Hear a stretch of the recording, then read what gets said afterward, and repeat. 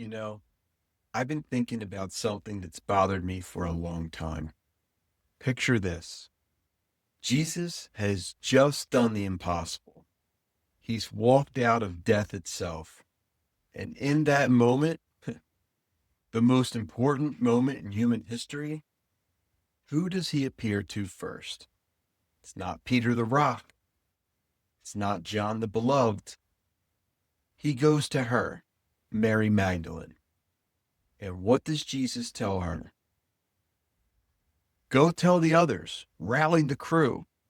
She becomes the first evangelist, the apostle to the apostles.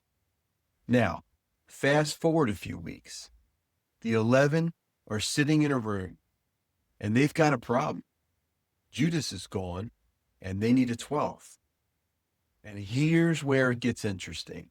They had a choice. Standing right there was Mary, a woman who absolutely was part of the inner circle, the one Jesus loved more than the rest. And honestly, from what I've read, that was a source of real frustration among the group.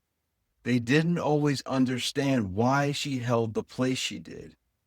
She had been with Jesus from the beginning. She had funded his ministry. She had stood at the cross when most of the men had scattered.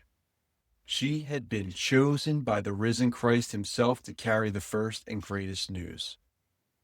And so they picked Matthias, a man we never really hear from again in Scripture. Now, I'm not here to tear anything down, but I'm here to ask a question. If Jesus chose Mary to be the first voice of the resurrection, if he trusted her with that message in that moment, what does it say that the men in the room didn't see what he saw?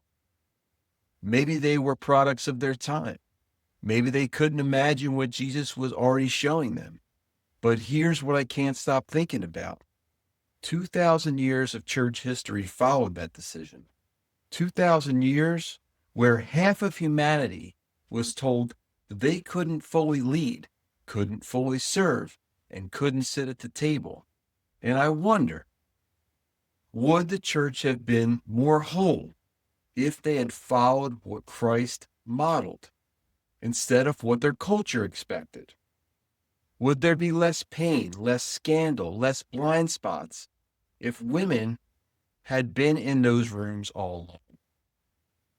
I don't have all the answers, but I think Jesus already showed us his. Thoughts?